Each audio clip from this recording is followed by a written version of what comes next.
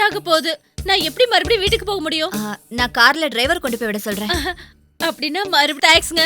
ஆனா ஒரு சின்ன ரிக்வெஸ்ட். என்ன அது? நாம வரும்போது ஒரு கார்ல வந்தோமே, அந்த கார்ல நான் போக மாட்டேன். கீழே இன்னொரு கார் இருக்குல்ல, அந்த கார்ல தான் போவேன். சரிங்க. சரி வாங்க, கார்ல ஏத்தி விடுங்க வாங்க.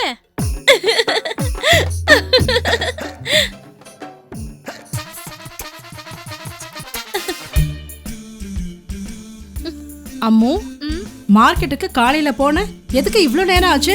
என் ரேஞ்சுக்கு ஏத்த ஃப்ரெண்ட மீட் பண்ண போனேன். அப்படி ஒரு பங்களாவை நீ வாழ்க்கையிலேயே பார்த்திருக்க முடியாது. என் வாழ்க்கையில நான் பார்க்கலனாலும் எனக்கு எந்த நஷ்டமும் இல்ல. அவ்வளவு பெரிய பணக்கார ஃப்ரெண்ட் யாரு? தேவலோகத்துல இருந்து இறங்கி வந்திருக்கா. அடடடடடா, எவ்வளவு பெரிய பங்களா, எவ்வளவு பெரிய கார்.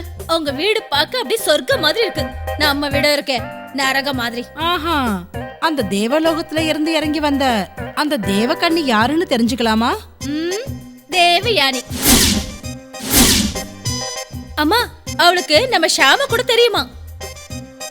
அப்படின்னா நீ தேவயானி வீட்டுக்கு போனியா? ஆமா, அவ கார்ல தான் போனேன். அவ கார் எவ்வளவு அழகா இருக்கு தெரியுமா? அப்பேற்பட்ட வீட்டுக்கு ஏன் போன? யார கேட்டு போன? ஏன் போன என்னவா? ஆமோ, இன்னொரு தடவை அவ வீட்டுக்கு போனேன்னு வெச்சுக்கோ, எனக்கு பொண்ணே பொறக்கலன்னு நினைச்சுக்கிறேன். ஏமா இவ்ளோ கோவப்படுற? அந்த தேவயானி உனக்கு தெரியுமா? தெரியும். எப்படி தெரியும்? என் கூட பிறந்த அண்ணன் பொண்ணு. அடேங்கப்பா, பாட்ஷா படத்துல பிளாஷ்பேக் வர மாதிரி உனக்குள்ள இவ்ளோ கதை இருக்கா? அப்படின்னா தேவயானி எனக்கு மாமா பொண்ணு. வாய மூடு.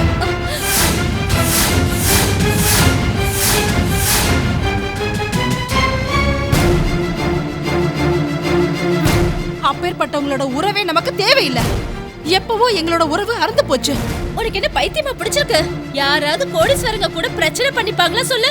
அம்மோ, நீ இத ரொம்ப சாதாரணமா நினைச்சிட்டு இருக்க. இன்னொரு தடவை நீ அவங்கள பத்தி பேசினாலும் இல்ல அவங்க வீட்டுக்கு போனாலும் நான் சும்மா இருக்க மாட்டேன்.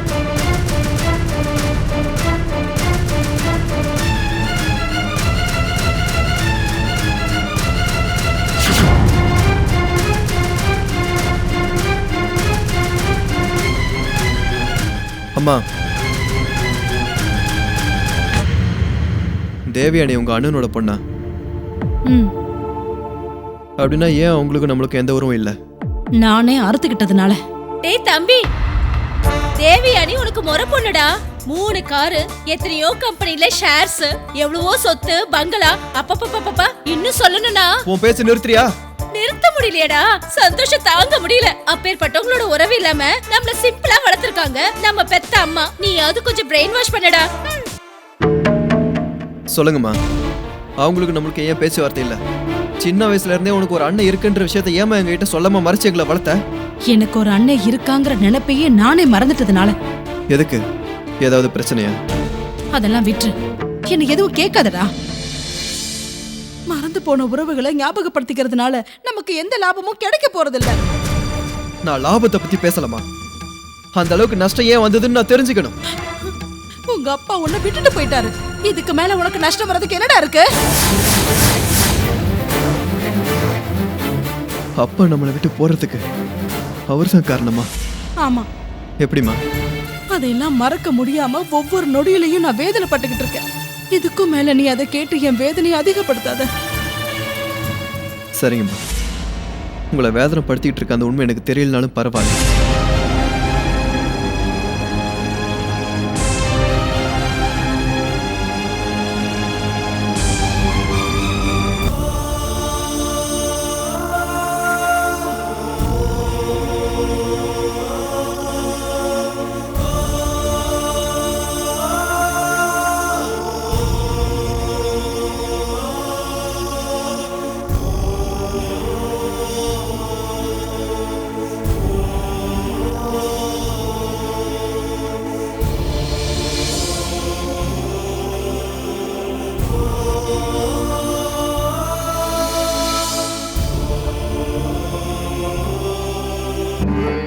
உன்னை இந்த கோலத்துல பார்க்க முடியாம தாமா நான் ஒதுங்கி போனேன்.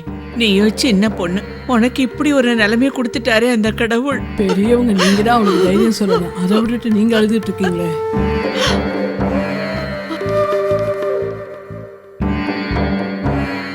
இத பாரு மீனாட்சி, போன மனுஷன் திரும்பி வர போறதில்ல.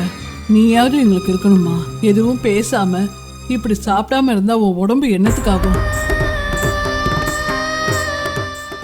இதை பாருமா, நீ இப்படி அழுதுகிட்டே இருந்தா நம்ம ஊரே அழுதுகிட்டு இருக்கோமா. நீ முன்ன போலவே எல்லார்கிட்டயும் சகஜமா பழகுனா எல்லா பிரச்சனையும் தீந்து போயிடுமா.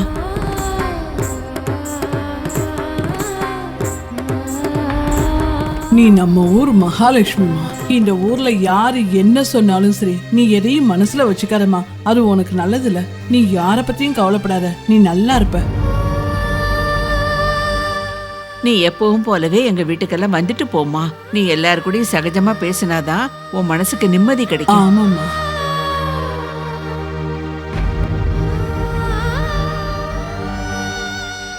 பேசுமா.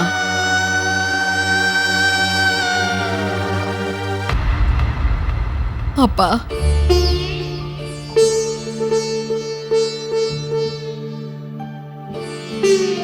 மீனா யார்கிட்டயும் எதுவும் பேசாம எப்பவும் கவலையாவே இருக்காப்பா. எனக்கு ரொம்ப பயமா இருக்கு. அவ சின்ன பொண்ணு இல்லையா, அவளால தாங்க முடியல. அவ மனசு தேர்றதுக்கு கொஞ்ச நாள் ஆகும். அவ அந்த சோகத்துல இருந்து வெளியில வர்றதுக்கு நாம தான்ப்பா ஏதாவது செய்யணும். என்ன பண்ண சொல்ற? நாம தான்ப்பா ஏதாவது செய்யணும். என்ன செய்ய சொல்ற? அவ வெளியில 4 பேர்கிட்ட பேசினாதான் மீனா இந்த சோகத்துல இருந்து வெளியே வருவா. மீனா கவலையில சோர்ந்து போயிருக்காம. செய்யாத குற்றத்துக்காக போலீஸ் கோர்ட்டுன்னு அலைஞ்சு கனவுல கூட எதிர்பார்க்காத அளவுக்கு ஜெயிலுக்கு போனா. அவளுக்கு அங்கேயும் நிம்மதி இல்லை. அதுக்குள்ள இந்த கஷ்டம் வேற. இது எல்லாத்தையும் எதிர்கொள்ள முடியாம வாழ்க்கையில ரொம்ப நொந்து போயிட்டாம்மா. அதனாலதான் அவளா மனசு தேறி வர வரைக்கும் நாம கொஞ்ச நாள் காத்திருப்போம். அது இல்லப்பா, அவளோட எதிர்காலத்துக்கு ஏதாவது ஒண்ணு செய்யணும்ல. அவ இப்படியே இருந்துட முடியாது இல்லையா? நாம இருக்கும் போதே அவளுக்கு ஒரு நல்லது செய்யணும். நீங்க தான் ஏதாவது யோசனை சொல்லணும்.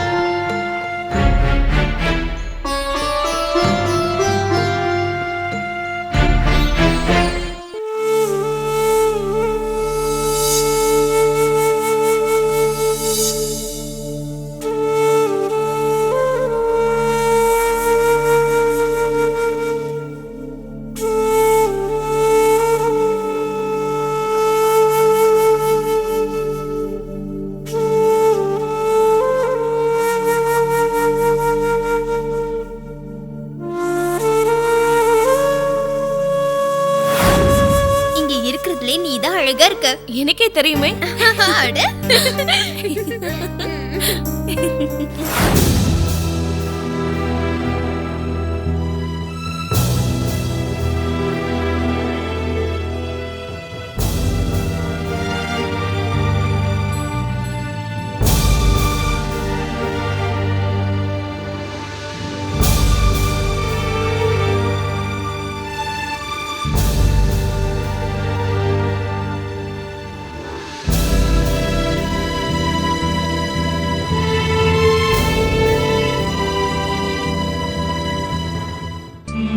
என்ன பாட்டு இது? அது கொடுங்க. இங்க வாங்க, உட்காருங்க. இங்கேயே இருக்கணும். இந்த வேலையெல்லாம் நான் பாத்துக்கிறேன்.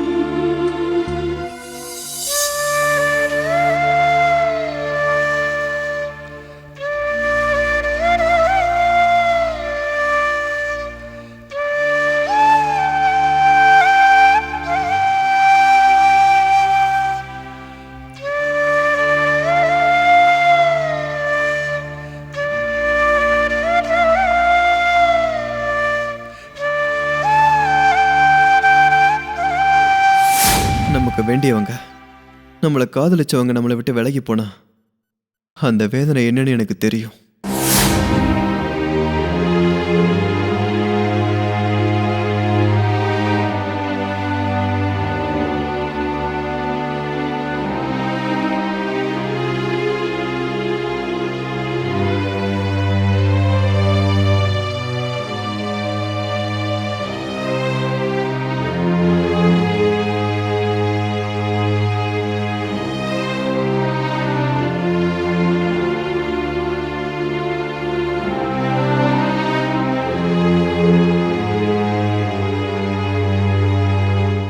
சார் சார் ஆ ஆ என்ன சார் யோசனை?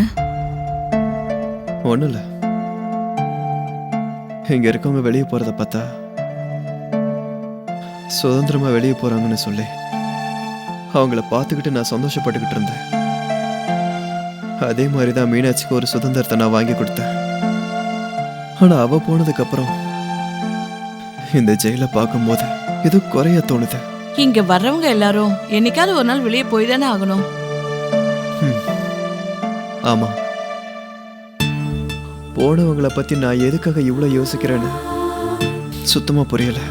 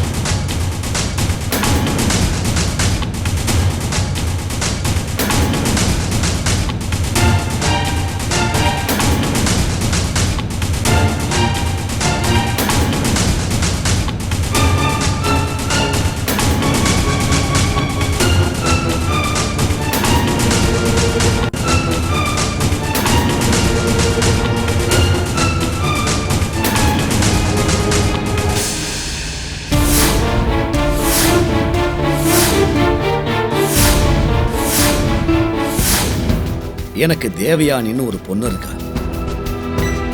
புராணத்துல தேவயானி ராட்சசங்களுடைய குரு சுக்கராச்சாரியருடைய பொண்ணு. அவருக்கு ஒரு கண்ணு இல்லை, ஆனா எனக்கு 2 கண்ணுமே இல்லை.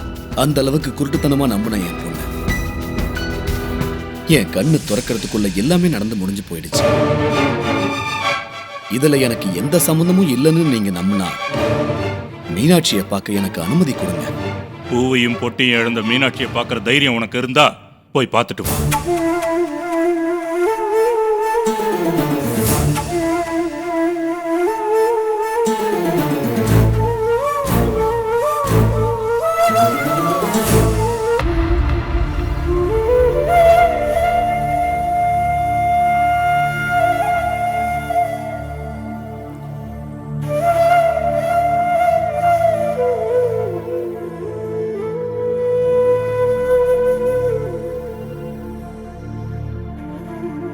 அம்மா மீனா, பெரியப்பா, பெரியப்பா, கல்யாண புடவை மட்டும் இல்ல, எனக்கு தாலி செயின்லாம் கூட செஞ்சு கொடுத்தீங்க. ஆனா அந்த சந்தோஷமா பாக்கியமா எனக்கு 10 நாள் கூட நீடிக்கலையே பெரியப்பா. தெரியுமா, என் செல்ல பொண்ணு அதிர்ஷ்டத்தை அழிச்ச நான் பெத்த பொண்ணை என்னால அழிக்க முடியாம உன்கிட்ட மன்னிப்பு கேட்கறதுக்காக வந்திருக்கம்மா. மீனா, இந்த பெரியப்பாவை மன்னிச்சிடுமா. ஐயோ, நீங்க என்ன தப்பு பண்ணீங்க பெரியப்பா? தேவயானி மாதிரி ஒரு பொண்ணுக்கு அப்பாவா இருந்துட்டேனேம்மா, அதுதான் நான் பண்ண பெரிய தப்பு. அந்த குற்றத்துக்கு நீ என்ன தண்டனை கொடுத்தாலும் நான் ஏத்துக்கிறேம்மா. பெரியப்பா, நீங்க அழாதீங்க. நீ தொலைச்ச பூவையும் பொட்டையும் திருப்பி கொடுக்க முடியாதன்னா என்னால இப்போதைக்கு செய்ய முடிஞ்ச ஒரு 4 கண்ணீர் சொட்ட கூட விட முடியலன்னா அதுவே என்ன சுனாமியா வந்து அழிச்சிடும்மா. போயிட்டு வரம்மா. உன்னோட அக்னி பார்வை எங்க மேல பட்டு எங்களுக்கு அழிவு எப்ப வரும்னு எதிர்பார்த்து காத்துக்கிட்டே இருப்போம்மா. என்ன இது? ஏன்பா இந்த மாதிரி பெரிய வார்த்தையெல்லாம் பேசுற? தேசத்துக்காக உயிரையே கொடுக்கிற அளவுக்கு ஒரு பெரிய மகனை பெத்தீங்க. ஆனா நான் சுயநலத்துக்காக அடுத்தவங்க உயிரெடுக்கிற ஒரு கேவலமான புத்தி கொண்ட பொண்ணை பெற்றிருக்கிறேனே. அதனாலதான் இனி எப்பவுமே உங்க முன்னாடி தரணும்னு பார்க்க முடியாது. தயவு செஞ்சு ஒண்ணு மட்டும் வேண்டி கேட்டுக்கிறேன். என் செல்ல பொண்ணு மீனா இனிமே நான் பெத்த பொண்ணுக்கு சமம். இவ வாழ்க்கை நல்லா இருக்கணுங்கிறதுக்காக நீ எவ்வளவு பணம் வேணும்னாலும் செலவு பண்ணுவேன். நான் பண்ணின பாவத்தை இந்த காரியம் மூலமாவது பிராயச்சித்தம் பண்ணிக்கிறேன். நான் போயிட்டு வரேன்.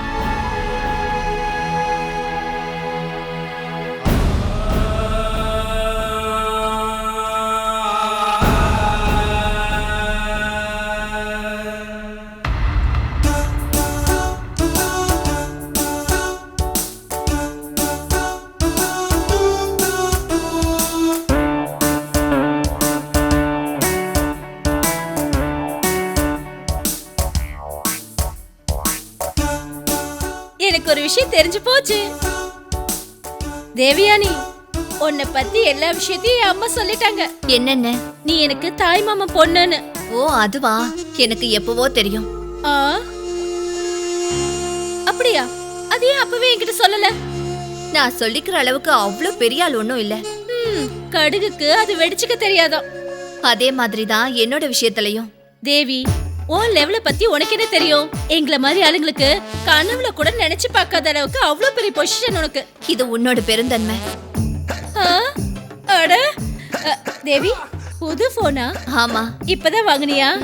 என் தம்பி கிட்டயும் சேம் இதே மாதிரி போன் தான் இருக்கு. இன்னொரு விஷயம், என் தம்பி உனக்கு மறு பையனாவா தெரியுமா?